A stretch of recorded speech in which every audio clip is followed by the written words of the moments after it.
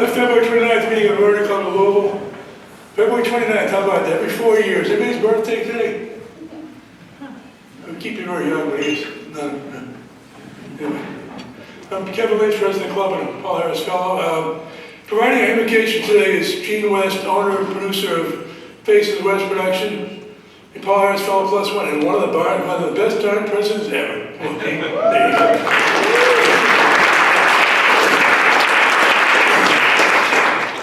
President Kevin, can you hear me? Everybody? Yes. As we gather here today as members of Rotary, we pray that we are ever mindful of opportunities to render our service to fellow citizens and to our community, keeping in mind always the enduring values of life, exerting our efforts in those areas and on those things upon which future generations can build with confidence. Let us renew our obligation to fulfill that expectation, just as the return of spring renews growth in the world, with a new commitment to help others in our community, our nation, and our world. With the power, influence, and wealth that we as leaders in this place most certainly have, let us always remember that these are blessings and that charity is more fulfilling than decadence, and the golden rule a much richer yardstick than any bank account. Amen. Amen. Thank you, Gene. That's good. Now, lead us to the pledge and forward test is Bob Fink, Assistant VP of Pharmacy Services at U of A Health, and also a major donor. Kevin, please join me in the pledge to our nation's flag. I pledge allegiance to the flag of the United States of America and to the republic for which it stands, one nation, under God, indivisible, with liberty and justice for all.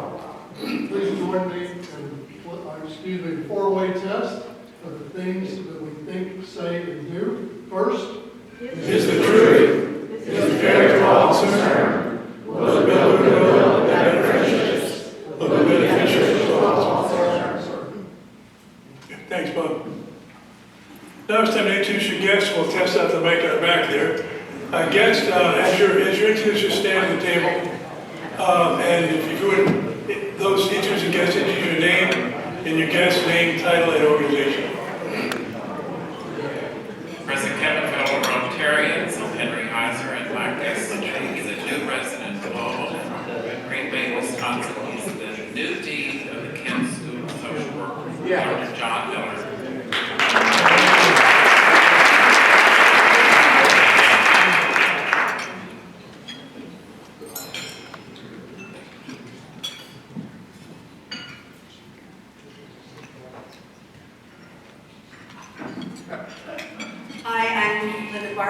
Chair Interact, I'm Vice Chair of Rotary Honor Scholars. My guest is my husband, Gary. He's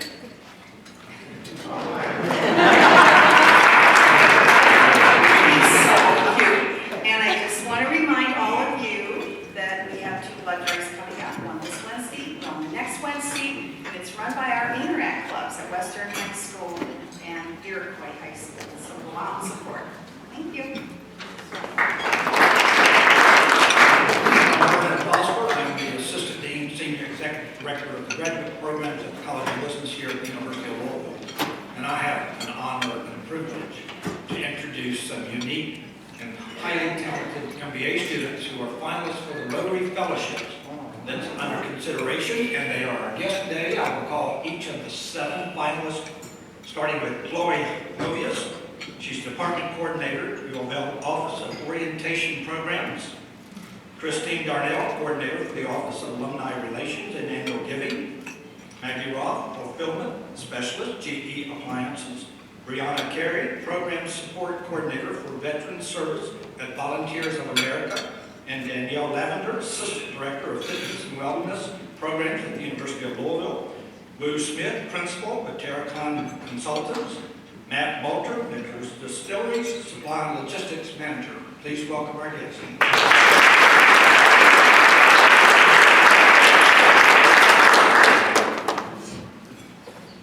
Good afternoon, Rotarians. Alyssa Gray, I'm sorry, I'm losing my voice a little bit, with the Kentucky Humane Society. I'm the president and CEO, and my guest today is Patrick Padgett. He is my board chair and also the executive director of the Kentucky Medical Association, and possibly a recent adopter.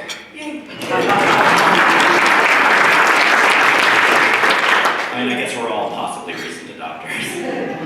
Fellow Rotarians, my name is Nick Garner. I'm a web developer with the MITRE Corporation. My guest today is Paul Faget, an electrical engineer and one of the founding members of the Louisville Tool Library, currently serves on its board. If you have not checked out the Louisville Tool Library, it's phenomenal. Thank you.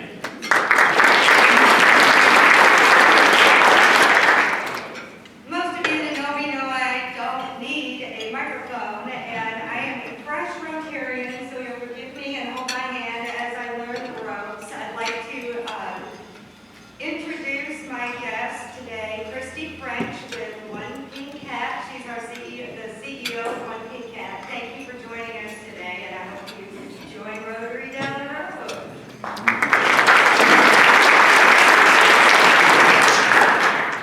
President Kevin, I'm Lori Flannery, CEO of New Directions, and my guest today is Bridget Johnson. She's the Chief Operating Officer at New Directions.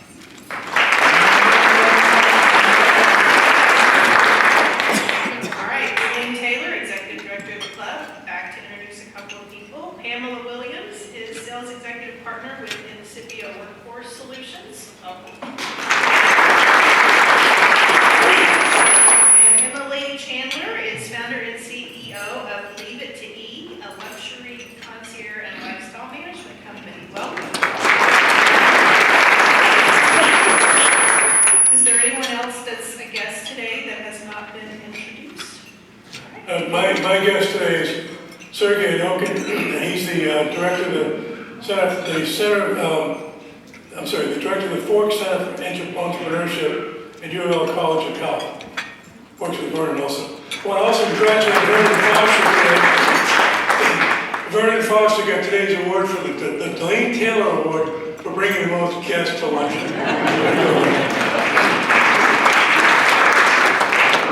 Now it's time for Rotarians in Spotlight. Quite a few this week as usual, actually.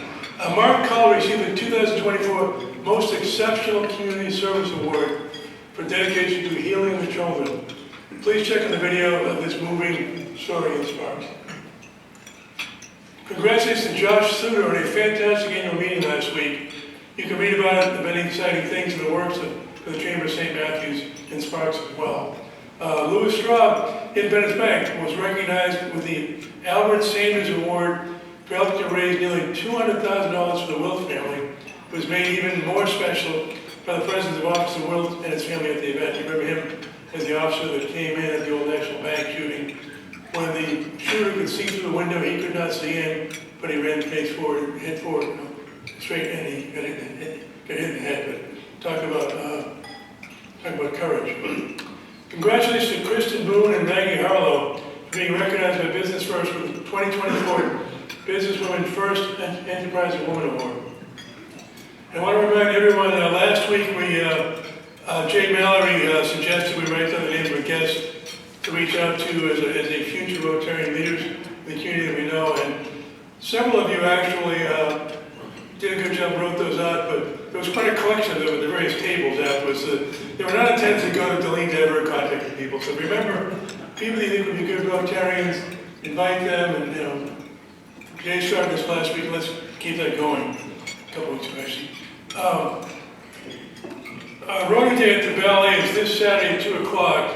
And actually, at 12:30, there's a private backstage tour at the Whitney Hall. And we did this at Brown Theater with the orchestra, the opera.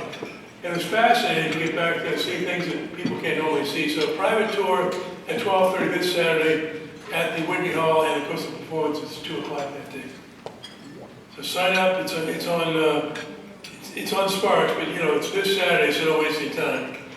There are flyers on the table about our upcoming Interact Club blood drive. on March 6th and March 13th. So please help support the Futurians in their work, future Rotarians in their work to make a difference. And sign up to donate and check in, help and check in. Look for details and registration links to the weekly sparks on our website. And if you don't sign up today, I think that you may find somebody's going to reach out via blood, right, Lyndon? So it's easier to donate yourself rather than everybody. I'd like to invite to the podium Luke Schmidt and Denise Sears to share an update on the West Louisville Housing Initiative.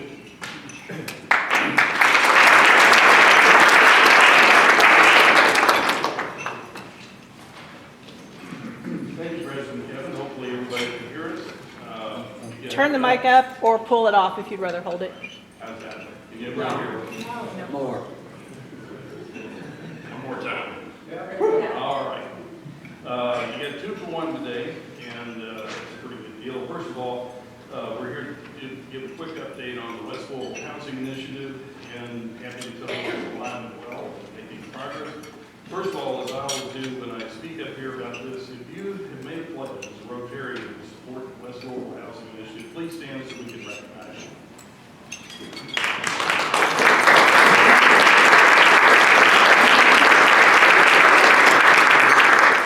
Thank you very much. Thanks for your support. And my role today is providing a quick update on the fundraising part of this. And Denise is going to tell you about how we've taken this initiative from paper to reality.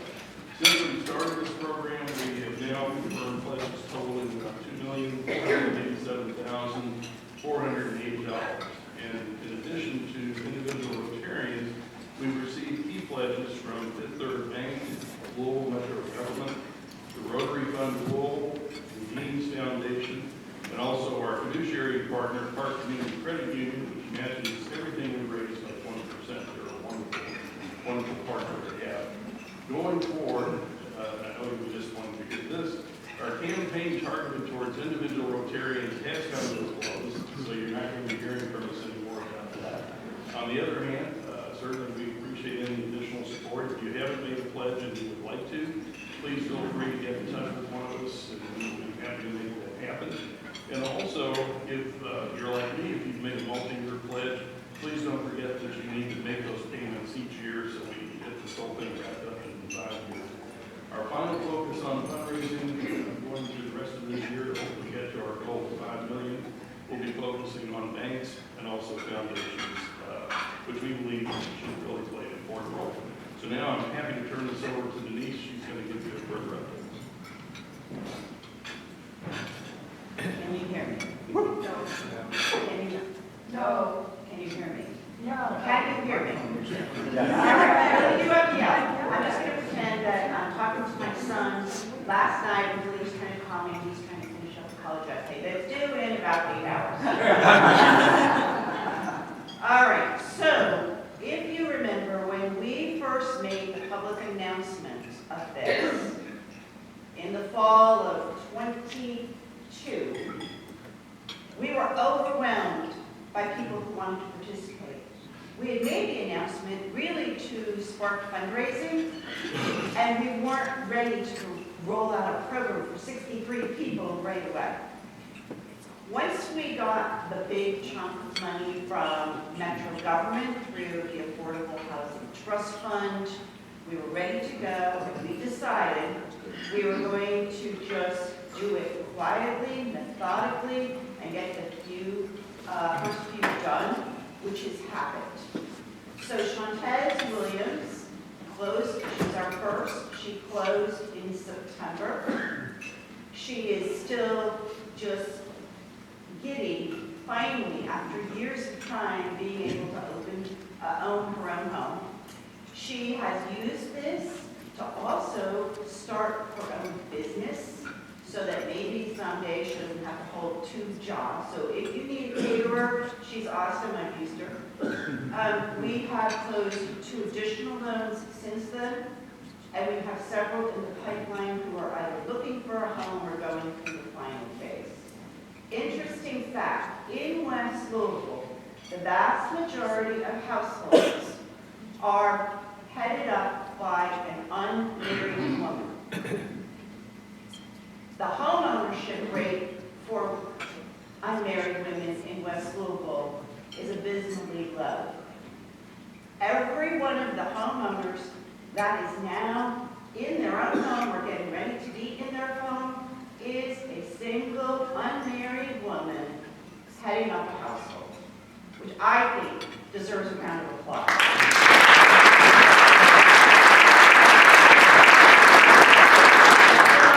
Not only are we addressing economic disparities, we are addressing gender disparities. Now, Park Community went through a leadership change at the top. The new CEO loves this program. So we had a meeting. They are starting to roll out a marketing plan. Our goal is to be out of money by the end of this year. Thanks, everyone.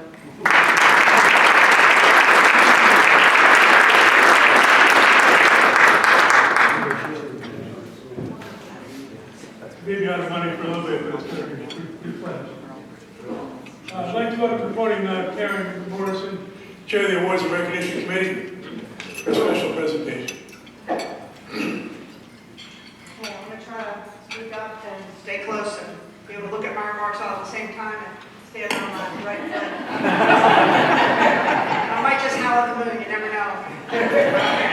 First of all, I just wanted to remind all of you that we are accepting nominations for Lifetime Service Award. We do that annually and in the spring, and so you've got a few more weeks to submit nominations. It's not a complicated process. If you know someone, just let me know or let Delene know, and we'll help you put together the bullet points to make that happen. But this month, as February comes to a close, the Awards and Recognition Committee would like to present 3 more Service Above Self awards to add to the one we gave earlier this month to George Breitmeyer. When we consider recipients for this award, it's pretty hard because, you know, service above self is our motto, right? So we're all here to provide service. We all serve on committees. We do philanthropic good works. We give some time and treasure. We make a difference in this club, in our community, and throughout the world through some of our international efforts. So picking Rotarians who stand out among even good servant leaders is a challenge.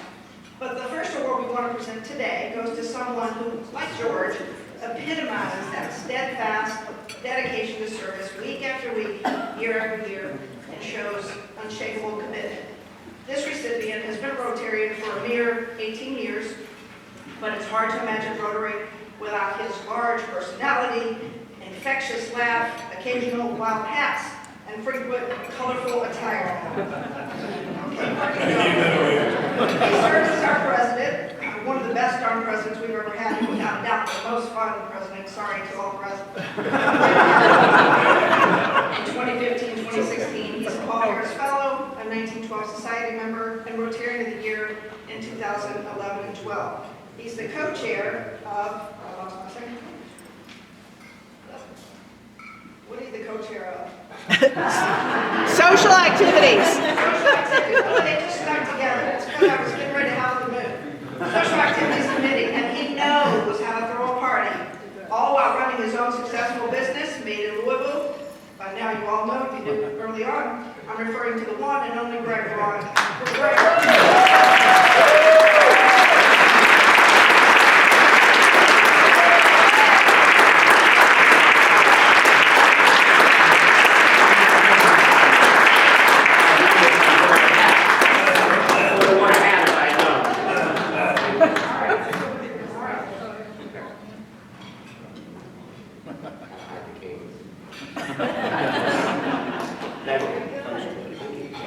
Thank you all.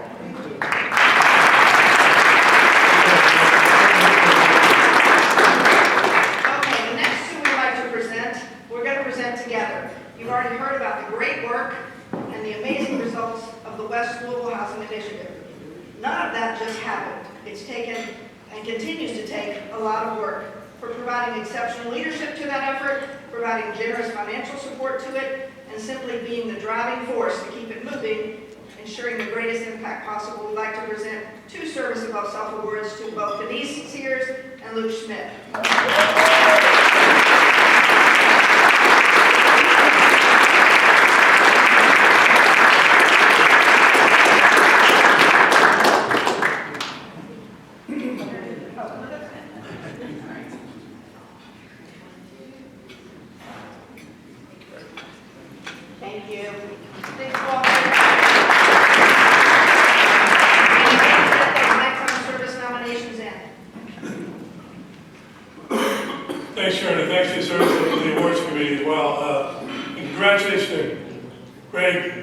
And Denise, that's phenomenal work, appreciate that. I'd also like to invite to the podium. Find my page here. I might take it. Hold on a second. Yeah, I'd like to invite to the podium Mary Ellen Hardy to share an update on the work we do in El Salvador.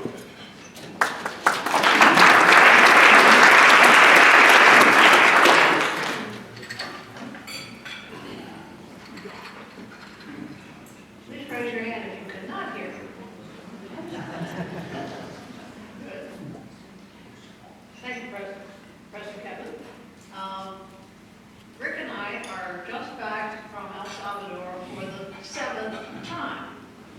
And our friends say, why in the world do you go there so often? Our short answer is visiting and monitoring Rotary Global grants, especially those in which Louisville has taken a part, building friendships and staying in their homes. And El Salvador is a beautiful and sunny country, and we usually go in January. About 10 years ago, and for those who don't know, Rick is my husband, and he was curious about project fairs, and he knew that one was in Central America where 6 nations come together and Rotary clubs present the projects that they want to have partners. We were so impressed by this, so we asked a Rotarian friend in Florida more about it. And she says, oh, I've been going for multiple years and I travel with a Canadian group. And you can come and tag along. So we did. And the fair was going to be in Guatemala, but they said, we're stopping first in El Salvador because this group has been doing grants in that country for quite some time. And the first thing that we saw was a well just completed. And it was transformative. And so we go back. So we'll talk now a little bit about project fairs. This one will change a little bit. Project fairs are just like trade shows, but instead of promoting products, they're promoting the projects they're working on. And the clubs have done their homework. They know what a big project is going to cost. They know what the plans for it before they even seek other support. So here are our friends Ernesto and Ellie. And they're promoting the Toileton, Clean Bathrooms for Rural Schools project. And if they're willing to wear superhero outfits, I surely can wear a silly hat. Since our local club has been the international sponsor of several grants, I hope you don't mind my giving a shout out to my husband, because he has been the primary contact for these El Salvadorian projects for now maybe 8 years. And it's a time-consuming and exhausting task. He also has been recruiting other Rotary clubs in Western Kentucky and beyond, including our Canadian friends have partnered with us. Once the grant is approved by Rotary International, and believe me, it's a rigorous project, but isn't that good because it's our monies they're using. So Rotary International is a very high standard that plans are well conceived and will be carried out. So once it's approved, it's eligible to be matched by the Rotary Foundation, our dollars, and also by district funds, which are the same dollars of ours that have been channeled to the district. I emphasize where the money is coming from, and originally the dollars are coming from us.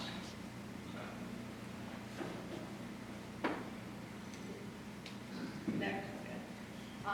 When we go, we visit a lot of the completed projects too, and whenever we go to the completed bathroom projects, there's usually a delegation of students and teachers, and look at the signs. Not only welcome, it's saying, gracias to Club Rotario Louisville and Denver, which I'll explain in a minute, they were with us.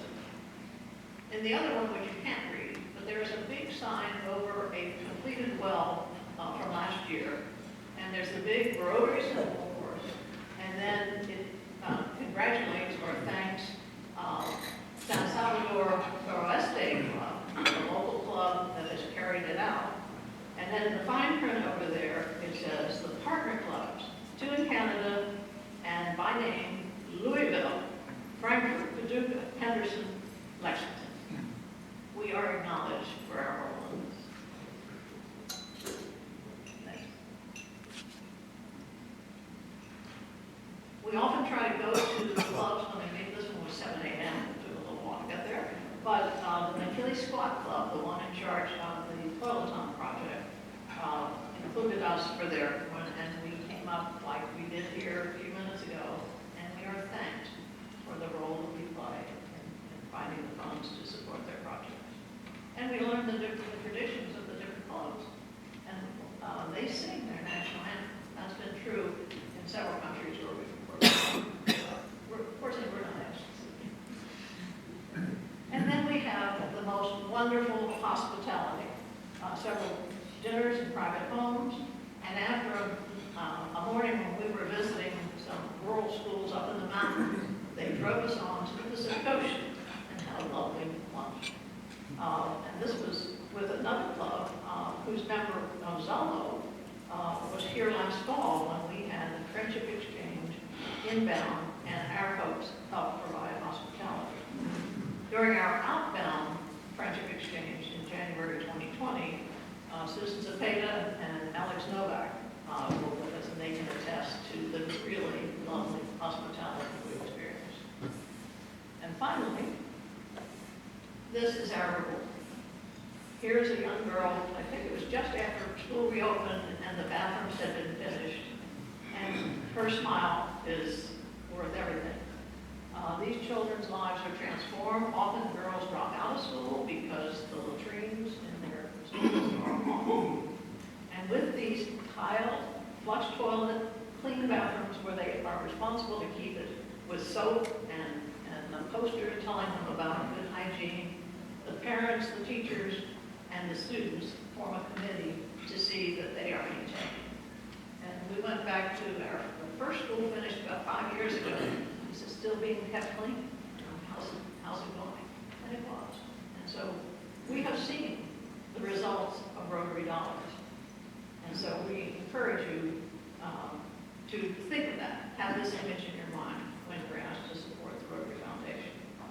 Last year and this year, we had Rotarians from Danville, and they went with us as tag-alongs, like we were tag-alongs that first year about 10 years ago. Judging by their comments, next year they will likely return. And so if any of you would like to see the work of the Rotary Foundation in action, tag along with us. Thank you.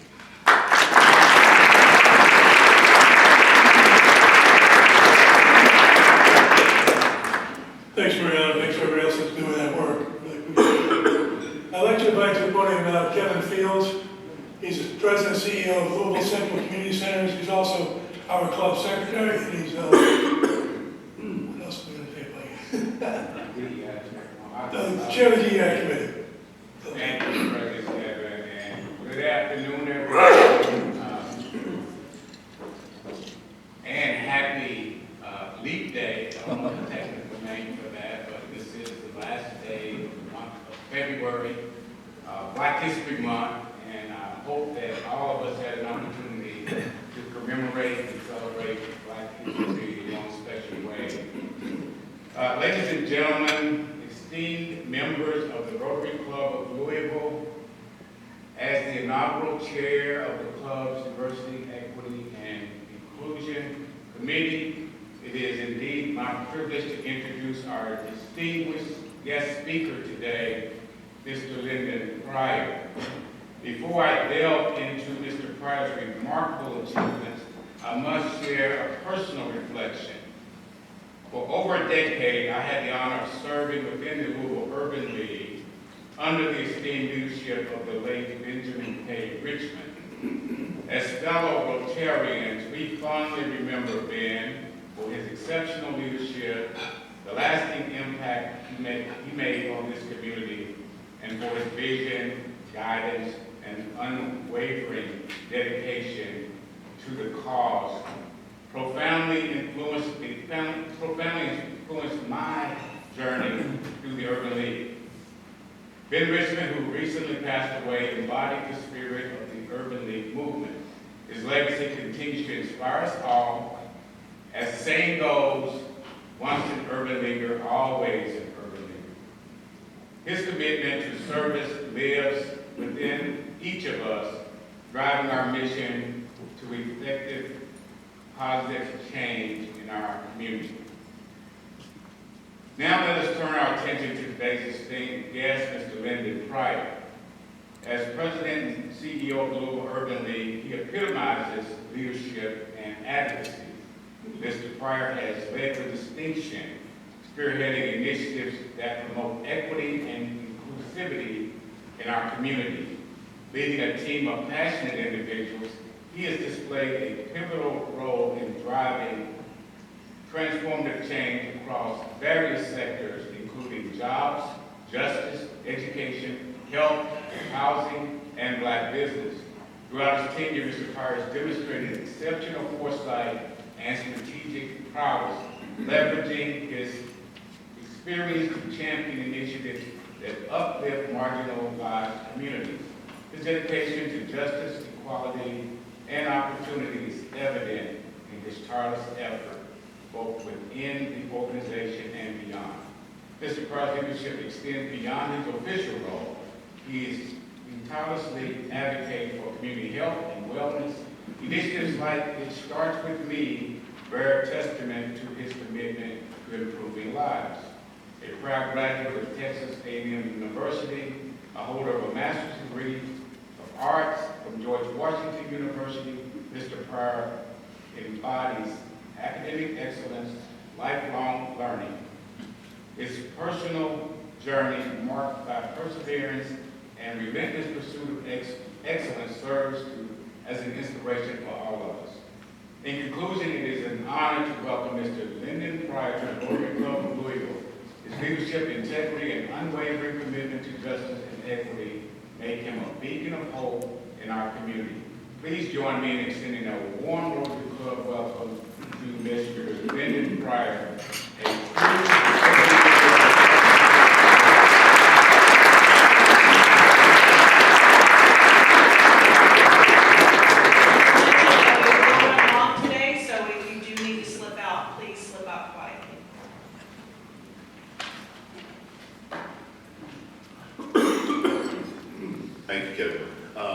for that introduction, and thank you to the Rotary for having me. It is awesome to be here. This is my first time at a Rotary meeting, so it's great to see such familiar, friendly faces. Speaker Reynolds, who I know has been with you all in the past, previous Urban League CEO, always says that this is a fun meeting, and I can tell that you all are a great group.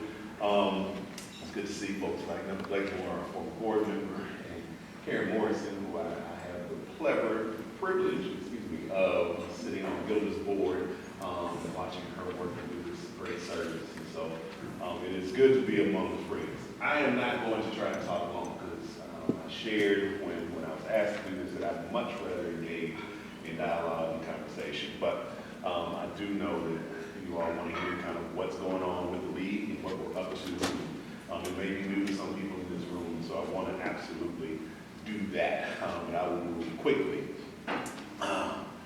First and foremost, the Louisville Urban League is part of the National Urban League movement. We are a historic civil rights organization and one of 92 affiliates that span 36 states plus the District of Columbia. We have a long and dedicated history to civil rights, and that is what we do here in Louisville, particularly in Louisville. We've been here now 104 years. We have been doing this work, but it is important to remember that we are part of a national movement that has a long, long history of fighting on behalf of Black people and marginalized populations in this country, but also across the world. I'm going to give you all a moment to take in that picture because it may come back here in just a second, so get a good look at that. But we are, like I said, one of 92 affiliates, and we are honored to do this work. From the national perspective, we just rolled out, under the leadership of President Mark Morial, this D3 pillar. So, defend democracy, demand diversity, defeat poverty. That is the focus right now of the National Urban League, and fortunately for us, it falls right in line with a lot of the work that we're doing. But the National Urban League has priorities and calls to action around these issues, many of which we're able to adopt and do right here in Louisville. But if you hear this, and you will over the coming year or over the coming months, hear a lot more about E3, and you'll see more about it nationally as well. But we are really trying to push in on this because we know that this is the way that we move our society, that we move this country into a better place for everyone. And so we're going to be doing our best to absolutely defend democracy, demand diversity, and defeat poverty. Specifically though, here in Louisville, again, we've been around for 104 years as of this year, and our business model, our efforts organize around the pillars of jobs, justice, education, health, housing, and now Black business. So I want to run through a little bit about that. If you were at our annual luncheon in December, this will all be very familiar to you. It is based on our last year's annual report. You can get that on our website at lul.org. And so I'm going to move quickly through these things, but I think it's important to understand who it is that we are and who we serve and how we serve. And so the Louisville Urban League serves 82% of our clients are Black, 65% of them are women. So speaking to something that was shared earlier in terms of the number of women who serve as head of household, that is the population that we see and that we serve as well. A significant number of our clients and those we serve are below 80% AMI. Actually, a significant number of them are actually below 50% AMI. So we are dealing with people who are deeply embedded in poverty. That said, these are also folks who are working, who are going to work every single day. And I think that is an important part of the story that needs to get told, is that folks who are dealing with financial instability and financial insecurity are not people walking around without jobs. People who are not working. These are folks who are working every single day and still struggling to make their ends meet. And so this is a little bit about who we serve. And so when we talk about the almost 4,000 one-on-one clients, so those are folks who are usually deeply engaged with us, who are coming back time and time again for one-on-one counseling in one of our programs or another. But these are the folks that we are often serving. I also like to note, though, that we don't just serve Louisville, Kentucky. We serve 3 counties in southern Indiana and 7 other counties across the state. So we are bigger than just Louisville. We have programs and services that extend out beyond that as well. In the space of jobs, again, if you want a job or a better job, that is what we're doing. We do that primarily through a couple of training programs. Kentuckiana Builds, which has this year crossed, at the end of last year, crossed the mark of 600 graduates that we have been able to connect to construction training programs. And so we give them certifications, we then link them with jobs to be able to go out and work in the construction sector. We also have our Urban Senior Jobs program that is dedicated to seniors who are 55 and up, low-income seniors, 55 and up, connecting them to training opportunities at nonprofits all around the state, and then ultimately bringing them into unsubsidized work. That is incredibly important as we have a lot of our aging population who still need supplemental income, and so we are supporting them through those programs. In terms of justice, we have a policy team who, as you can imagine, is very active right now during session. I actually was in Frankfurt this morning for a committee hearing, and we've got folks who are there all day talking to legislators and visiting committees to talk about policy work, because policy work is integral to real change for our community. But we also have an expungement program. We are and have been and still are the largest expunger of records in the state of Kentucky. We expunge more cases in a year than the rest of the state combined. We actually cause a backlog at the Office of the Courts because of the numbers of expungements that we do. We are doing that for free. We raise the money to be able to cover it. We get volunteer attorneys to help us do it, to demystify the process and do that work. But it is incredibly important work that we are doing in terms of expungements. In education, I have said many, many times that the work that we do in education may be, in fact, the most consequential work that the Urban League will ever do. So we have programs, our school-time program services like Project Ready, which is actually a National Urban League program that we administer. But following the release of the Path Forward, we dug in somewhere else. We started to do high dosage intensive tutoring programs through a partnership with Kumon, one of which we now own or part own as an urban league. So we are trying to close the achievement gap by providing high dosage intensive tutoring free of charge to JCPS students who are in need. And we are being incredibly successful in doing that. The work that we have done is showing incredible results. We've seen students not only catch up, but also excel. And the Kumon that I just mentioned that we own is the most successful Kumon facility in the world. And I do mean literally in the world. Of all of the Kumon franchises, we have the most successful franchise among all of them. So much so that Kumon International flew in and they wanted to meet with us to figure out what we were doing and how we were doing it. And this is an important thing. When we started this program, and we said that we were going to partner with Kumons to do this, there were a lot of people who said, well, Kumons aren't particularly culturally conscious.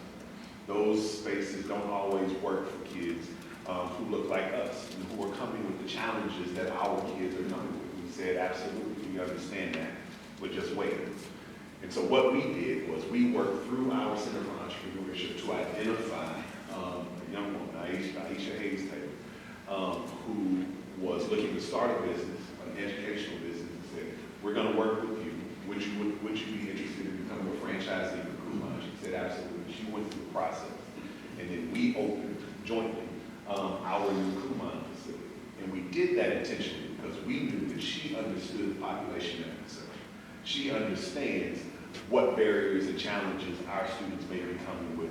And she makes sure that her space is going to accommodate those students when they walk through those doors. They're going to feel loved, they're going to feel understood, they're going to feel heard, they're going to feel received. And so not only are they receiving the great educational benefit that Kumon provides, but they are also getting the culturally competent services of a staff who understands the needs of the population that we serve. So that is why we have been so successful, in addition to all of the funding that we got to do this for free. But that is an important part. But it is also because we have been intentional in terms of how we are going to serve the kids who need it most. In terms of health, this is always special to me because this is how I started at the Louisville Urban League. I wrote the grant to start our health department as well as to start our community health worker program. And so we continue to do that work, working with our clients around the social determinants of health, ensuring that they can get past whatever barriers or obstacles they are. Because when I moved here, we moved here almost 9 years ago, and I started working at the league and thinking about this program and what it would mean. What I came to understand was it wasn't that Louisville didn't have the resources that we need to do the surgery. Accessing those resources is just incredibly hard. It is long, it's hard, it's complicated, it's convoluted, there's a lot of red tape. And so people knew where to go, but they were falling out of the system or falling through the cracks or just opting out because it was taking far too long. And so we created a program to help navigate those things, where there was somebody who was going to walk with you and hold your hand through that process and hopefully cut through some of the red tape and the barriers for you so that you can get to the services that you need. And so we continue to do that every single day. Additionally, this past summer, you may have heard that we got a grant through USDA to start an urban farming program. So sometime in the near future, hopefully, we are going to have a farm in the West End, or maybe multiple farms in the West End, because we do still live in food apartheid. Food insecurity is a very real thing, and we want to do our part to be able to help mitigate that problem. In terms of housing, the work that we do in housing is still pivotal for us. We still believe that home ownership is one of the concrete foundational building blocks to wealth building for families here. And so we want to ensure that people have the opportunity to get to home ownership. But we do that through financial counseling, budgeting, and credit counseling, We do foreclosure mitigations. So we have been doing that work successfully. And even in this terrible housing market, we still had hundreds of individuals who became home ownership ready, and 88 individuals who went on to actually purchase a home, much to the tune of $14 million in new mortgages. And so that is the work that we continue to do in housing. That is the impact that we continue to make. Then finally, in Black business, we started this up again during the pandemic. We never had an intention of getting into the entrepreneurial space, but we recognized that there was an incredible need. So we needed to do some significant work to build out the ecosystem for Black businesses, for Black entrepreneurs, because the systems that we have, while not necessarily great for everyone, they were certainly not working for Black people in this space. And so we set out to create an ecosystem that was going to do everything that those entrepreneurs need, including getting them access to capital, connecting them to technical assistance, and getting them help through professional services. So we are doing that for hundreds of businesses every single day, and doing everything we can to wrap all of the services necessary around them to create successful businesses. And so that is the core work of what the Urban League is doing, but there is so much more beyond that. I'll also mention, you all probably remember that little thing called a track that we built out in West Louisville, $54 million project. And I always like to say that we have folks who always like to wonder, well, how is that doing? Or what did it do? And I like to remind people that it was designed and built to be a catalytic project. Yes, it is a track. Yes, it was going to help athletes in Louisville. It was going to be able to bring people and provide practice space and all of that sort of stuff. But it was not designed to be a catalytic project. We needed something like that in the West End. We needed something that was going to bring economic development into the city and into the West End, and it has done that tenfold. And so just last year, and just during track season alone, we can account for $9 million of economic impact from the track.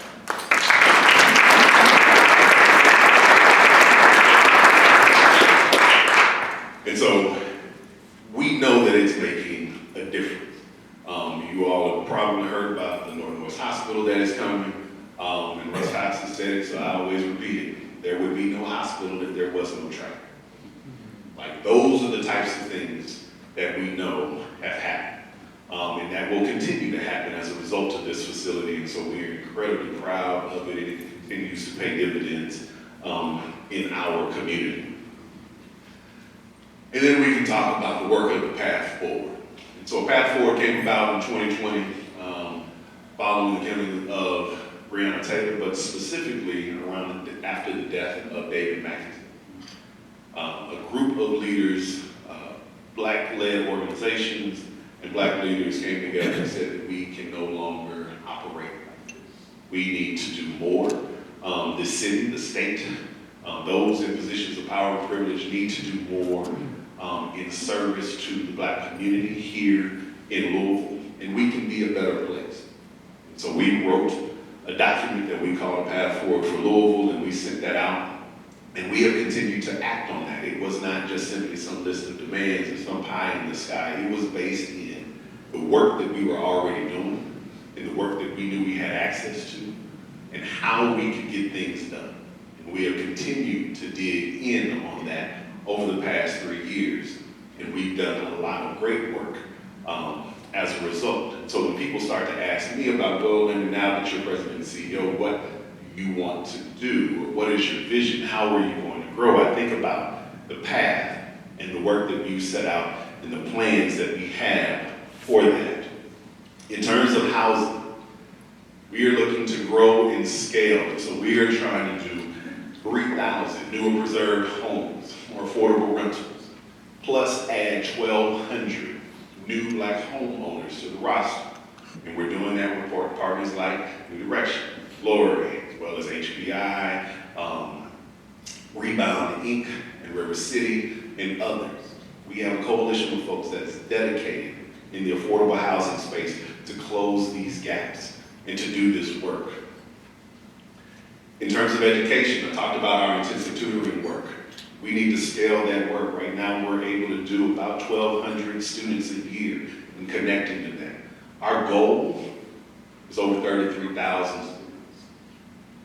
And we need to get there. We're trying to double the number of students performing above the benchmarks for math and ACT testing. We can get there. And in terms of Black business, we're talking about 500 successful businesses. That number doesn't seem high, and it's interesting how we got to this number. Because we started talking about, well, we needed population parity when it came to Black business. It's less than 2% employer-owned businesses owned by Black people in the city. Black people make up 23% of the population in Louisville. And so when we did those numbers initially, and we were talking about, let's get to population parity, we looked at, well, that is thousands of businesses. And that didn't necessarily make sense, not because we don't need thousands of businesses, but how do you get to thousands of businesses that are successful? Because it wasn't just about having people claim to be a business, having a tax status as a business owner, but we wanted successful business. And so we looked at how do we get to truly success, and what is success? And for us, we said stable, profitable, with an owner taking a true living wage. Because so many of our businesses, and this is across the board, we got people who are working every day, and perhaps their books look good, but those owners are not taking salary. They're still working other jobs, or they're siphoning off a little bit here and a little bit there. We've got to get them to a place where they are actually paying themselves. That is a very tall order.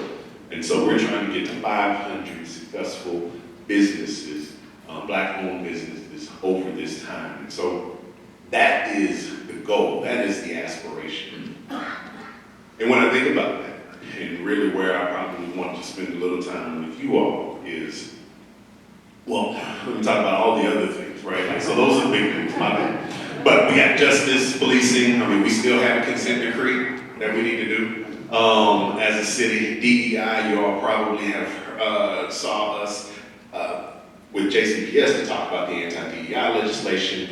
For those of you connected to GLI, we've got a program coming up in April, the 22nd and the 23rd, that we'll be talking about corporate DEI initiatives, food justice, environmental justice, absolutely huge. We've got some huge environmental justice issues happening across Kentucky, but particularly in Louisville that we need to deal with. Mental health is still an ongoing problem for a lot of people.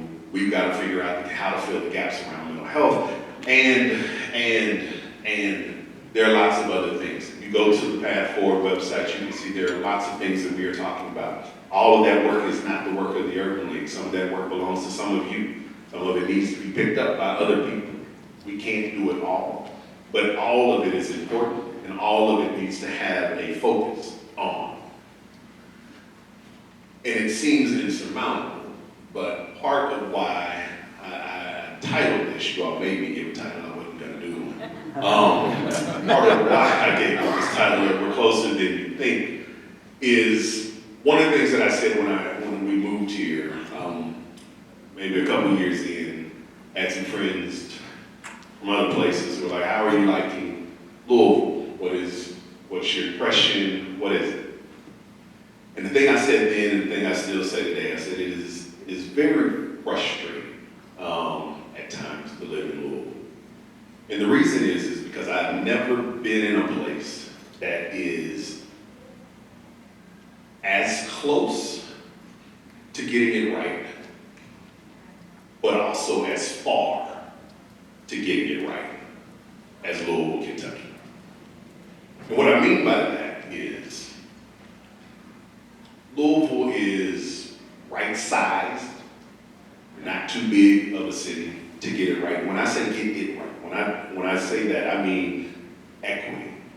Getting to a place where every person in this city has equitable access to the resources and opportunities that not only they need, but that they deserve. So that's the it that I'm talking about. But Louisville is right-sized. It's about the size that a city could be to be able to do it. Not too big, not necessarily too small. always seem like it. For the most part, our political leaders tend to move in the right direction and in the same direction. There isn't a whole lot of intracted conflict between it. We can get things done politically if we want to. Louisville has the resources, which is oftentimes a big barrier. Louisville is actually a very, very wealthy city. We have lots of money around this city and access to lots of money. Louisville has the knowledge in the education. We've done the studies, we've done the surveys, all of you have been a part of them on every topic under the sun. There's a report for it somewhere laying around in this city. We know what the problems are. And by and large, most people actually agree on what the solutions need to be when you talk to them. And so when you think about that, like all of those things are lined up. All of those things exist in this city. But then I say we are also farther away than almost any other place that I've been in. And the reason is we don't have the wherewithal to get it done. We tend to operate around the margins. When we start about a problem or think about an issue in Louisville, typically we tend to dabble around the edges. We'll change a little bit. We will start to tinker with some things, but rarely do we actually commit to really doing it, to doing the work and seeing it all the way through and seeing it get done, to solving the problem. And there are a lot of different reasons for that. Some of it is economics, because quite frankly, problems are profitable, if we're going to be really honest. Some of it is our ability to hold our own attention. We can be like cats at times, get distracted about one thing or another. Some of it is just sustainability. We have great people who will pick up the mantle and run, and then those people retire or move away or whatever, transition out of a position, and then the work just stops because we didn't think about how we were going to do it. But for me, all of that comes back to something that's really simple. We talk about the distance from here to there, and there being that place of equity, that place of opportunity for everybody. The big thing, or the big challenge I think that Louisville has is a lack of courage.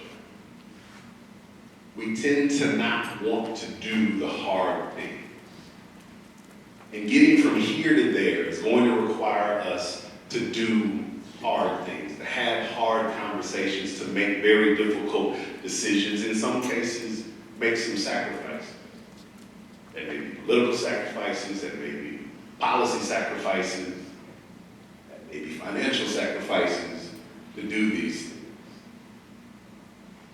And we tend to stop short of having the courage to get across that bridge. And so that is the clarion call that I'm trying to make to all those who listen, is let us find our courage collectively together.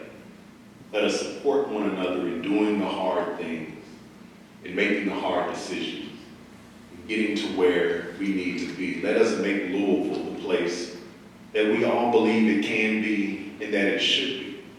The place that it was for many of you in this room who had the access and the opportunity to so much, things that you probably have even forgotten about at some point in time. The people who have helped you along the way, whether they be personally or professionally, programs and services that were there to lift you up when you needed it, that did help get you out of that hole that you tripped into. Let's make that a place that everybody understands and sees and experiences on a daily basis. I believe we can do that. At a press conference, the press conference I referred to, Dr. John Marshall was speaking, and he made the comment that we may not see that we may be on the other side of the dirt before we reach this place. And I got up and I said, absolutely not. I have no intention of being on the other side of the dirt. I have an 8-year-old and a 6-year-old. I have no intention of leaving them It's going to be better.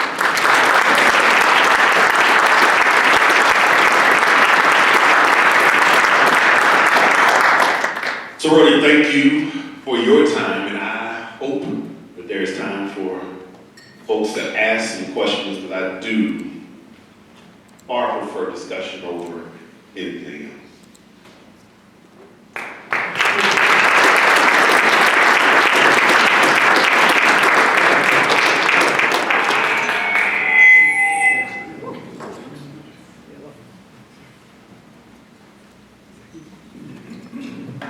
Thank you so much for coming today and talking to us about this. It's a subject I'm very interested in. My name is Larry Sloan. I'm a retired manufacturer's representative, so I'm a salesman essentially. I'm in the middle, or about a third of the way through, reading the biography, the new biography of Martin Luther King, written by Jonathan Ive, which I recommend to everybody. There's a lot of new material in this. The last biography was 20 years ago. But I'm at the point when he's gone to India, he's met with Nehru, and he's there because he wants to find out how Gandhi operated on his way of doing things, making changes through nonviolent means. And he discovered the caste system when he went over there. Of course, he already knew about it. And they were compensating these people, and I don't remember exactly how, who were in the lowest caste, trying to help them out, because the poverty there was worse than anything he'd ever seen, which is pretty remarkable. So what I'm getting at is does the Urban League have a policy on reparations? And if so, what is it? And do you have your own personal idea about it? It seems like you're doing a lot of things that are helping in this gap, but how long is it going to take, which is what you said you want to do it before you're under the dirt, and that would be great to get that done quickly. So that's my question. Thank you. Thank you for the question. So generally, yes, the Louisville Urban League, as well as the National Urban League, supports reparations. That honestly should have never been a controversial statement. Reparations is old. Like, the U.S. government actually said we were going to pay it. They just never did. And so the farther we get away from it, honestly, the more difficult it becomes to figure out how you do it. But that never changes the fact that it is a debt that is owed to those who were descendants of slaves. And so, yes, we absolutely believe and support reparations for those who have been disenfranchised by chattel slavery.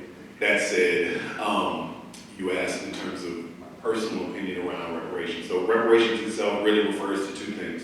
It is land and money, right? Like, that is what was codified, that was what was promised. But one of the things that I always say is there was so much more that was stolen from slaves, enslaved people, and their descendants in the process.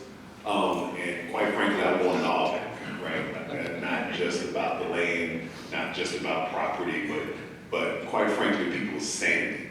And having to deal with the legacy and traumas of slavery and everything that has come from it. So from Jim Crow to segregation to redlining, all of those things, what that does to a community, economically, physically, socially, emotionally, all of that is incredibly important. And so we have to think about how do we repair, because that's the root of reparations, how do we repair it all?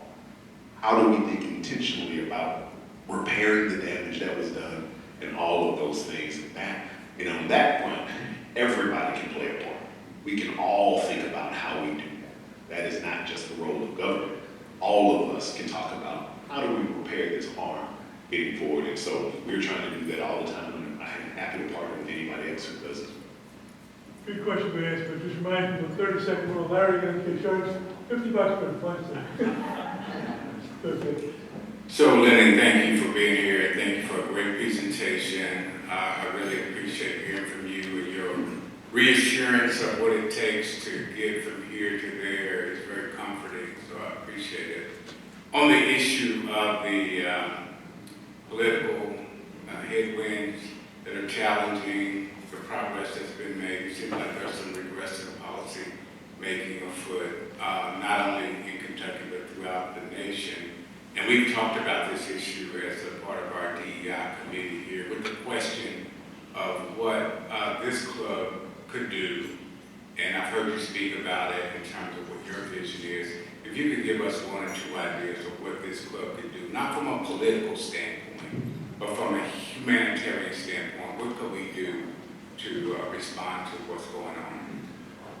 Thank you, Kevin, for the question. I mean, one of the things, and I'm new to Rotary, so a bit of a culture learning experience for me. But y'all's four-way test is that, right? Like, and this is what it ultimately takes. It is asking these questions. Hey, first of all, is it the truth, right? Like, we have really gotten sloppy with the truth around this country as a whole.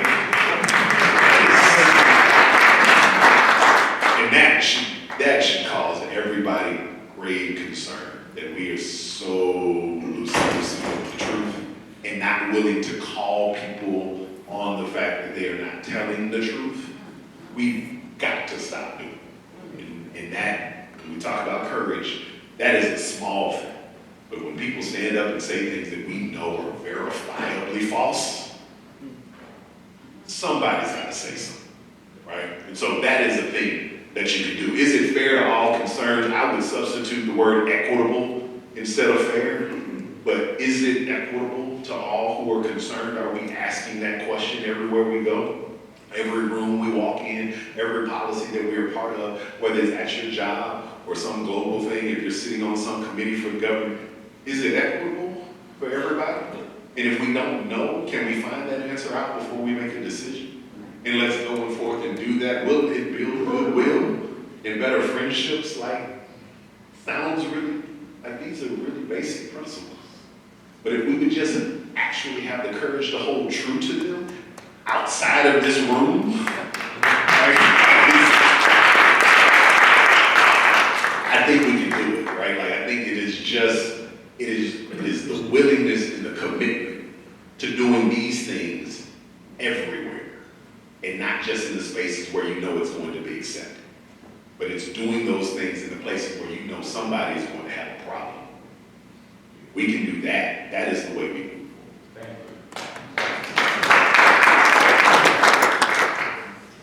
Lyndon, thanks for your comments. Great stuff today. Dan Harkers with Guthrie Bays Public Relations. You referenced briefly expungement, what the league is doing, what you're doing in Frankfurt, and I think there's some discussions going on in Frankfurt. Could you just kind of give a broader picture of all of that? Yes, I assume you're probably referring to the clean slate legislation. So real quick for people who don't know. So an expungement is the ability to wipe away a record, a criminal conviction on a record after a period of time. In Kentucky, the ability to do that has been both really difficult because the process is complicated. It's a lot of paperwork. Need a lawyer at some point. You got to go to court. You got to file this, that, and the other. And it's also been really expensive because at one point it was $500 per charge, right? Just to give you a sense of what that is. I don't know how many of you all have been arrested, so I don't want to assume. But if you are arrested and convicted for robbing a convenience store, technically you committed one act. However, you may be charged with 3, 4, 5, 7 different things as a result of that one act. If you were convicted of all 7 things, that is 7 charges you now have. To get those things removed, when you become eligible, you're going to have to pay for each one of those things. At one point in time, it was $500 per charge to do it. So you would have to pay 500 times 7 to get all of those things off for the one act that you committed. This is after you have served your time and gone 5 years past whatever your last sentence date was to be able to do it. So it is a very difficult and arduous process. Clean slate, which actually started as a federal policy, was designed to make that process automatic. Because essentially they're saying, if somebody has served their time we should allow them the freedom to go back, to be able to re-enter into society without having to deal with the complications of that criminal record. For those of you who know, if you have a criminal record, it is very hard for you to do lots of things. Get a job, get a house, all of that. But yet we say we want people to be productive citizens of society. Kind of contradictory. Make it really hard for people to re-enter into society once they've been convicted. Clean slate legislation is trying to move through. We think we're going to get a vote this year. We tried to get a vote last year, it didn't happen. We think we're going to get a vote this year. They are still negotiating some of the finer points of that, but hopefully we will. It will be a really, really important step for the process to happen, for hopefully a lot of people to be able to really re-engage in society. But thank you for the question. My question is on the same topic and subject. My name is Jackie Jones, owner of Body Shop Beverage Bar, doing businesses Frosties Frozen Treats down at the waterfront on weekends in the summer. When I was at the annual luncheon with expungements, there's a loophole, such as if you get arrested because you don't have car insurance. So can you touch on that loophole? Because I believe and know there's some problem solvers in the room on that issue. Thank you for bringing that up. I hope there's a problem solver. I got lots of problems. So what Jackie is referring to, we had, last year, we had 800, forgive me if let's just say, we'll call it 800 individuals who applied for an expungement, who applied and were eligible, who met the basic requirements for an expungement. We only were able to serve 600, roughly 650 of those people. The folks who we weren't able to serve, they were not eligible for, because they had recently had a conviction on their record. So about 150 people would have qualified, but for they had a recent conviction on their record. What that means is, so you have to be 5 years past your sentence. So if you went to jail for 5 years, now you're out, you have to have, you can't apply for an expungement for another 5 years post your release. That's one. But in that 5-year period, you can't have a single conviction either. You have to be 5 years with no convictions. What is a conviction? A conviction could be like some serious crime, like I said, you robbed a convenience store or something like that. But it could also be you got a traffic ticket in that time. So, the 150 people who we weren't able to serve, 70-something% of those individuals, the conviction they had, it was one conviction that they had. The conviction they had was driving without insurance. They couldn't get an expungement because they got caught driving without insurance. Now, that in and of itself is terrible. That policy needs to change. But when we dig deeper on that, for those who don't know, if you live in the West End, your insurance could be twice as high than if you were just literally 8 or 9 blocks east. And so we have clients right now through our workforce development department who need a car because they need to get to work, who they can afford a car, but they can't afford the insurance. The insurance is higher than their car payment. So they can't do it. And so when we talk about the vestiges of redlining, that's the issue. Those are the things that we need to rectify and figure out. How do we solve that? Because that is connected. Another problem that Louisville really needs to tackle, transportation. Transportation is a huge issue in this city. We do not have a good way of moving people en masse across this city. We don't even have, not even en masse, we just don't have a good way to move people across this city in any equitable way. And it is causing us a problem. Everybody knows all the issues with JCPS and the bus. There's a lot of blame to go around Van Hoos for how that happened. But what we don't talk about is the fact that the reason JCPS is even in that spot to begin with is because we have a significant transportation issue as a city. That is a city problem. That is a community problem. far more than it is a JCPS problem. JCPS just got handed it and they have to solve it, which isn't really fair. But the problem is that most of the kids who go to JCPS schools don't have any other way to get to school. So they are dependent wholly on a bus to get them there. Otherwise, they can never. That's on us. And we've got to figure it out. Good to see you, sir. Thank you for the presentation.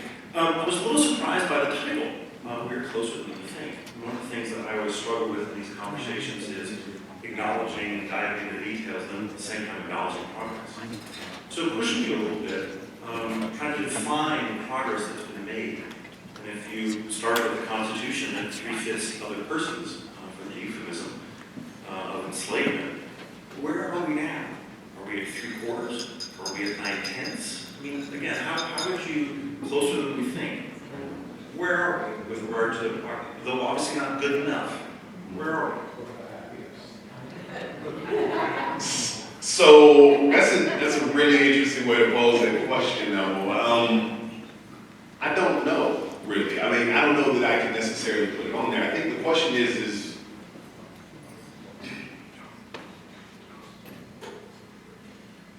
which person are we talking about, right? So if we are talking about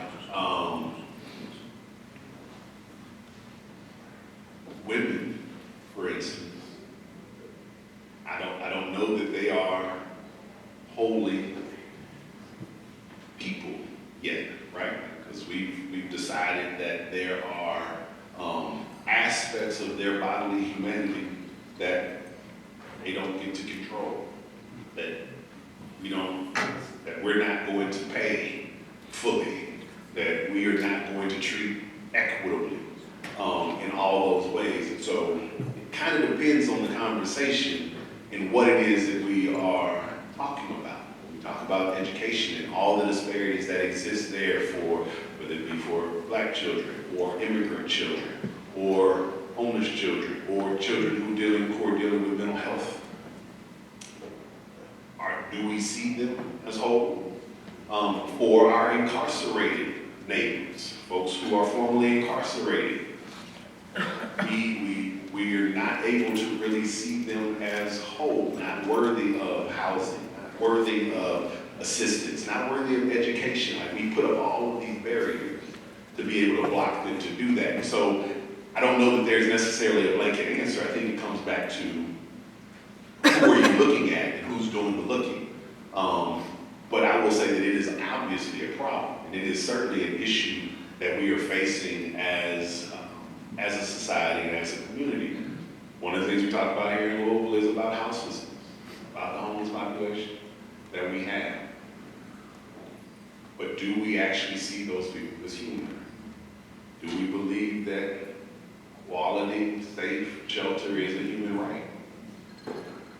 Or is it just a problem that needs to be pushed away? Because once they're out of our sight, we seem to not carry. So how do we do that in equitable ways? How do we do that through the fullness of human? I'm a businessman, well, used to be. And one of the things I always food benefits, when I do. It strikes me that you mentioned to do one of those big things, we have to do something. And one thing I see that we haven't done, and not a lot of effort being done, is to show everybody how it's to our benefit, all of our benefit, to do this big thing. And how can we send that message out? You're doing a great job right there, what you're doing, but not everybody gets to hear that. It's part question and part statement. Thank you. I think that is an interesting question. I mean, perhaps I wouldn't phrase it in one I've talked about before, which is how do we talk about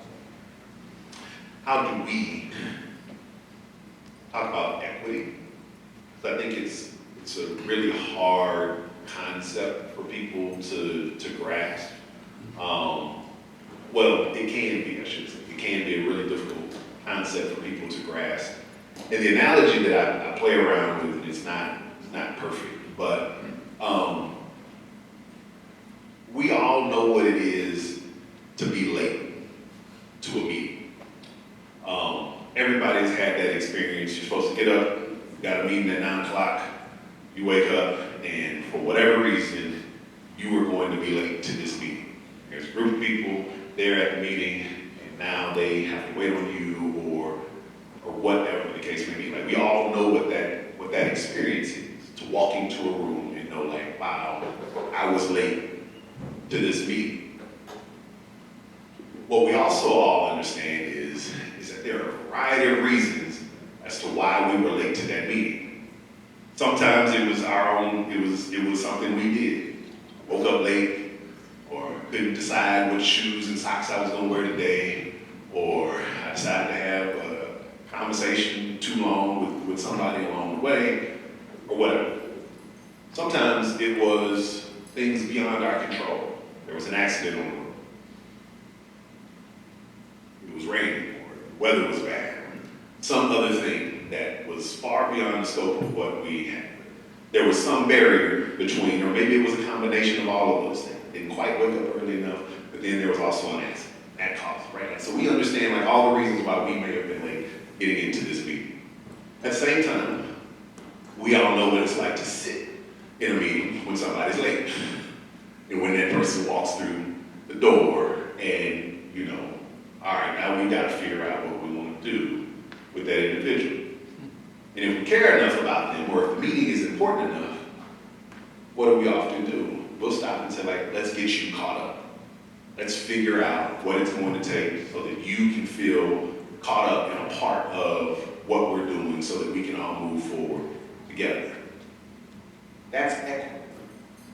Because we can all relate to, particularly if that person comes in and they say like, hey, yeah, there was an accident on 64, I wasn't able to get here, whatever. Everybody's like, oh, no, I know what that's like. I'm sorry. Okay, let's get you caught up. Here's the material, let's do all of these things. We are willing to do that in those situations, right? Like, that is equity. Equity is a process. It is not a destination. It is a thing that we do every single day. That is equity. And so we can understand it in that context.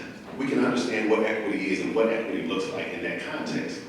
How do we start to apply that everywhere else?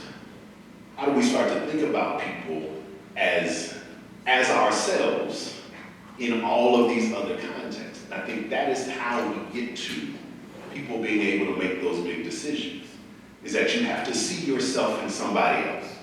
You have to see yourself in somebody else's situation. And that is the thing that is very difficult for us, that we are often unwilling to do, is to actually put ourselves in the place that somebody else is. And try to figure out, how do I connect?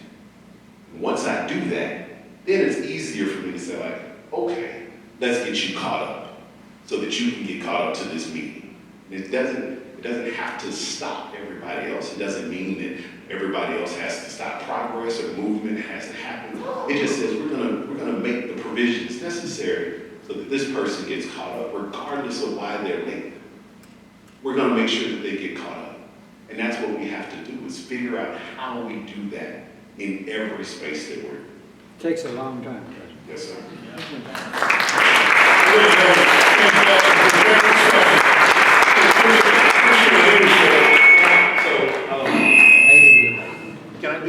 Can I do one thing? And so most of y'all left, and so y'all, the people who stayed, get the benefit of this.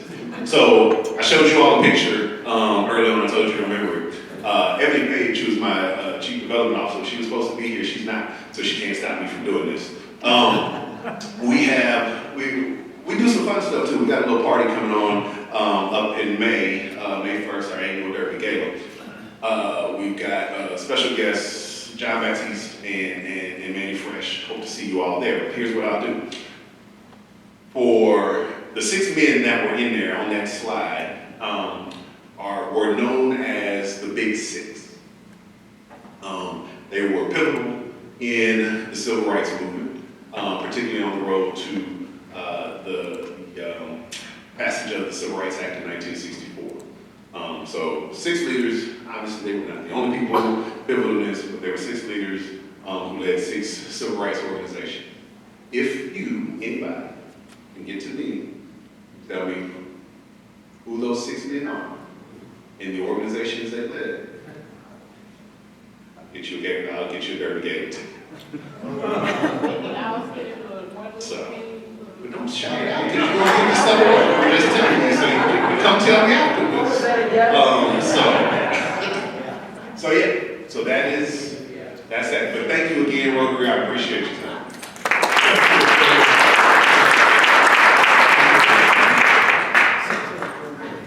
Remember, next week's meeting is Dean Wagner. He's the founder and CEO of